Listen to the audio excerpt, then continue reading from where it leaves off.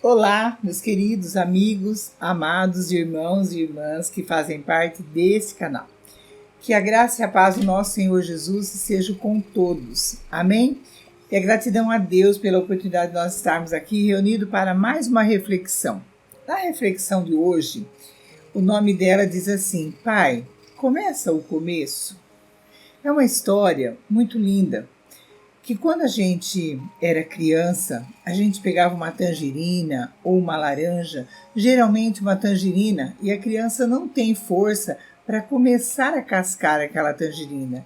Então a gente pedia para o pai ou para a mãe: pai, começa o começo, ou mãe, começa o começo. Mas o tempo passou, nós crescemos e hoje as nossas tangerinas, nossos abacaxis são outros. Os nossos problemas, as nossas dificuldades, os nossos desafios hoje são diferentes de quando nós éramos criança. Quando nós éramos criança, tudo que a gente precisava, a gente corria até o nosso pai, a nossa mãe, e ali eles estavam para nos socorrer, para nos ajudar, nossos avós, sempre ali por perto, para dar uma assistência para a gente resolver os nossos pequenos problemas. E hoje, os nossos problemas, os nossos desafios, as nossas dificuldades são diferentes, porque nós crescemos, nós aprendemos muita coisa, hoje nós temos nosso trabalho, nossa casa, nossos filhos, nossos netos, esposo, esposa para administrar, e muitas vezes nós nos deparamos com uma dificuldade que nós gostaríamos tanto de pedir: Pai, começa o começo. Pai, por onde eu começo? Pai, qual é o caminho que eu devo tomar nesse momento? E muitas vezes nós não sabemos o que fazer. Nesse momento, nós devemos parar, tranquilizar a nossa mente e buscar em Deus sabedoria. Em Mateus 14, 22 e 23, conta que Jesus anda por cima do mar. Nesta parábola, Jesus ordenou aos seus discípulos que eles atravessassem o mar, mas ele ia orar. Só depois ele veio ao encontro dos seus discípulos. E a Bíblia diz assim: e o barco estava no meio do mar, açoitado pelas ondas, porque o vento era contrário.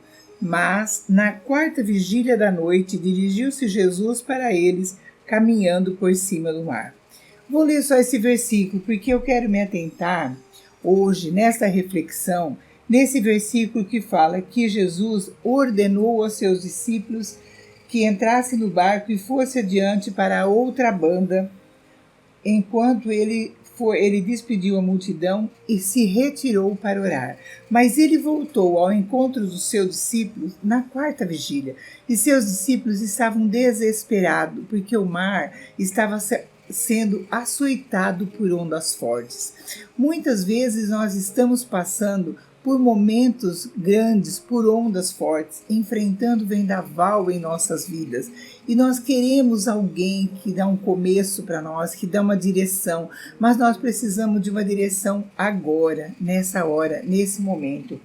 E quando na Bíblia diz a quarta vigília, nós vemos que Jesus dispensou os seus discípulos no final da tarde, a Bíblia diz, por volta de 6 horas. A primeira vigília é das 6 às 9. A segunda vigília é das 9 à meia-noite. A terceira vigília é da meia-noite às 3. E a quarta vigília é das 3 às 6. Veja, Jesus só voltou a se encontrar com seus discípulos na madrugada, provavelmente 3h30, 4 horas, 5 horas da manhã. A Bíblia diz que foi na quarta vigília.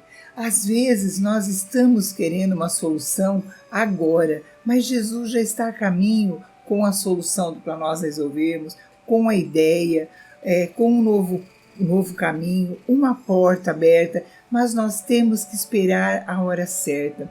Jesus encontrou os seus discípulos na quarta vigília, na madrugada, e para quem está dentro de um barco, no mar, com ondas fortes, esperar por 6 horas é muito tempo.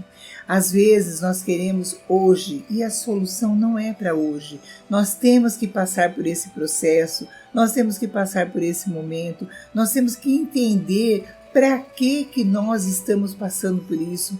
Quando a gente vê Os grandes nomes na Bíblia, os vencedores, todos eles passaram por momentos difíceis para depois chegar na sua vitória. Às vezes nós estamos atravessando o mar para cantar o hino da vitória, mas nós temos que ter certeza que nessa travessia Deus está conosco, o Pai está nos observando.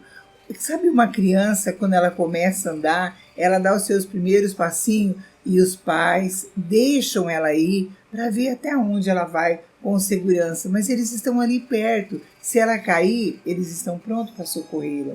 Então nós temos que ter isso dentro de nós. Deus é esse Pai cuidadoso, esse Pai que está perto de nós, esse Pai que está nos observando. Muitas vezes eu vejo pessoas que choram, que se desesperam, que entram em depressão e ansiedade para resolver um problema.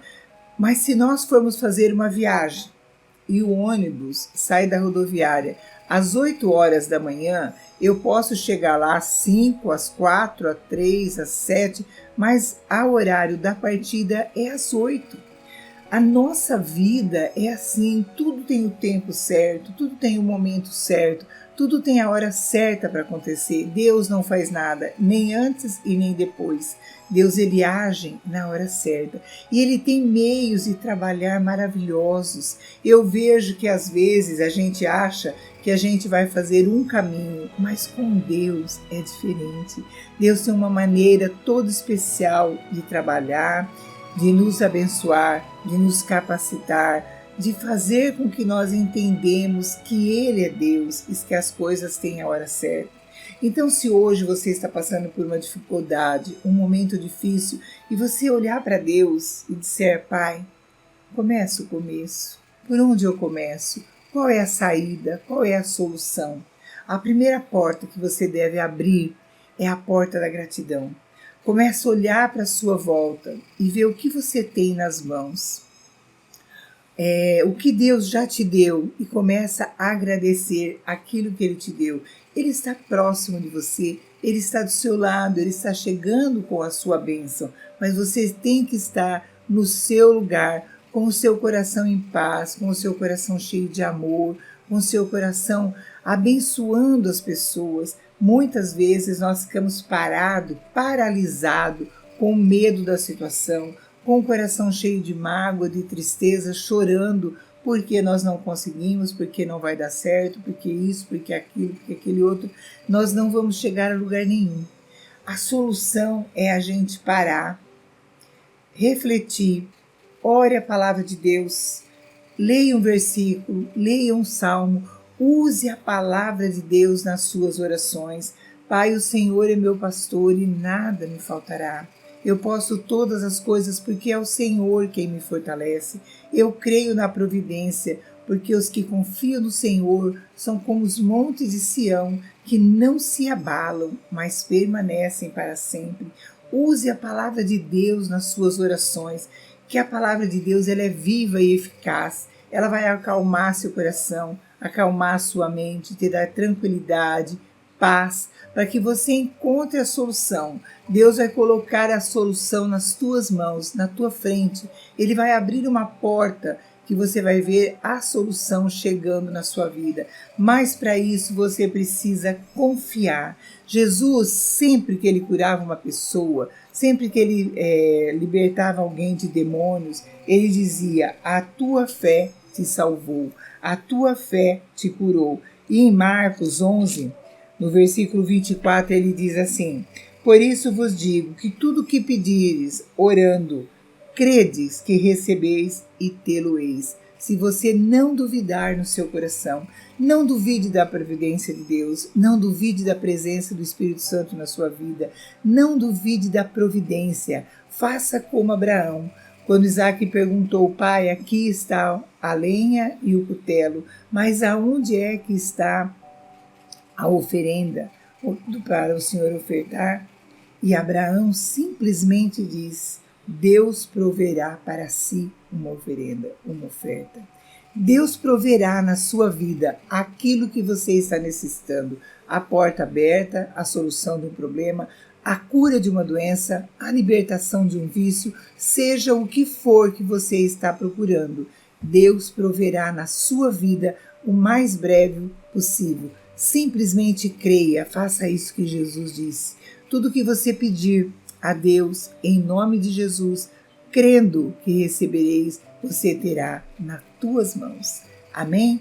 Que Deus abençoe você grandemente. Se você gostou desse vídeo, se você gostou dessa reflexão, compartilhe com outras pessoas, deixa seu gostei, deixa seu comentário é muito importante para nós. Se você ainda não for inscrito, se inscreva e venha fazer parte desta família de vidas transformadas. Amém? Que Deus abençoe grandemente e até o próximo vídeo, se Deus assim nos permitir.